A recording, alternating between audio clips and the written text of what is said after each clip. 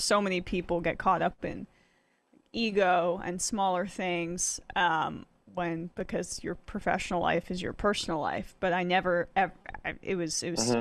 fast with Michael. Yeah, definitely. I think that there was something to him having very strong opinions, but not wanting to burn bridges, and also like remembering that he himself had evolved on a lot of different issues, and he was thinking critically about different issues. So I think that often on the far left, on the socialist left especially, we feel like we have the formula and we have the keys and we have the science, and it's an evolutionary process where everyone who thinks differently are just like a few steps behind and either are going to be capable of evolving to our position or just like left behind. So I think that there was something in Michael's vision that was more pluralistic. But I do think he was not afraid to buck certain trends. And, this is something, especially at the last few months of his life, we had kind of flipped on certain, I would say that I'm going to put this crudely, but I would say in like 2016, 2017, he was probably softer on what people often call identity politics than I was.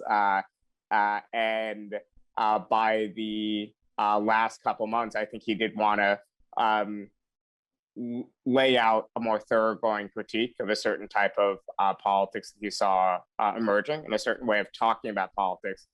And I do think we missed out on some of that because he would have been able to do it in a way that maybe won over more people than it repelled, and maybe sparked people to think and at least spark debate. And I just know he would have done it in a way that didn't alienate people and didn't seem mean or vindictive or point scoring or whatever else. Yeah, I mean, it's so hard to sort of contemplate, what he would have been doing in the future. I mean, he was so young and had um, so much time and development ahead of him. And I'm talking to somebody who didn't even start to do this stuff until I was about his age. And so there was so much growth ahead of him in terms of where he was going. I find that to be particularly difficult to even contemplate, frankly. That's even more, I think, painful on some level. And, like you mentioned, like it's been a year.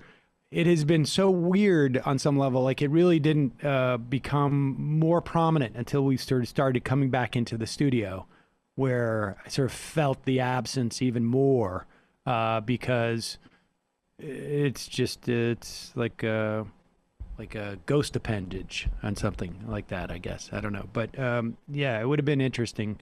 I think there was so much more sort of intellectual development to happen in terms of that we've missed out on.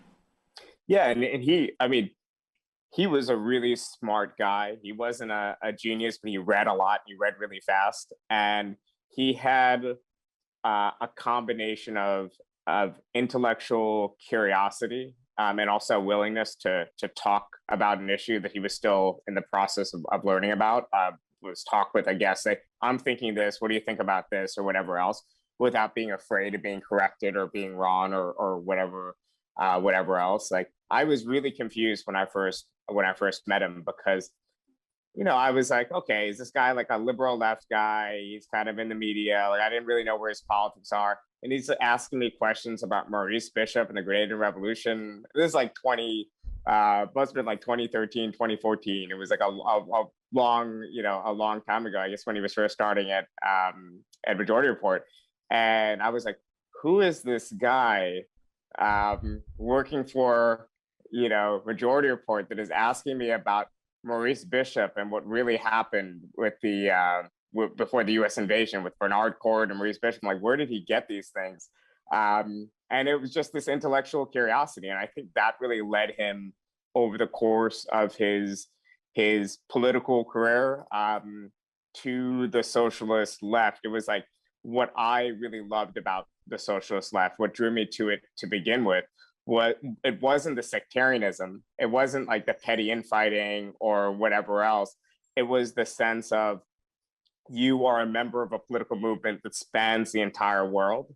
You're a member of a political movement that has spanned decades. You feel some sort of kingship with a garment worker in the 1920s or with a revolutionary in Grenada in the 1980s. You feel this kind of trans-historical connection and the same moral and ethical commitment. And to me, I think as we all, as I get involved with like various political fights or disputes, so I get bogged down in the day-to-day of my political life or my work or whatever else, I sometimes forget that spirit of true like ecumenical moral and ethical commitment to something. And I really wish I got a chance to talk to him a little bit more about meditation, about other things that he was into that I never, out of just respect for our friendship, never like poked fun at or like didn't, whatever, but it just wasn't for me. So I didn't really bring it up more. And then obviously in part because of a year of kind of tough loss, including, Michael, I've like definitely think that far from being a distraction from his overall political vision, this gave him some of the moral fortitude and the depth of inner being that actually made him such a compelling human being and such a compelling media figure too. Folks, there's more of what you've just saw where that came from. That's if you hit the subscribe and like button. Thank you. Really, thank you.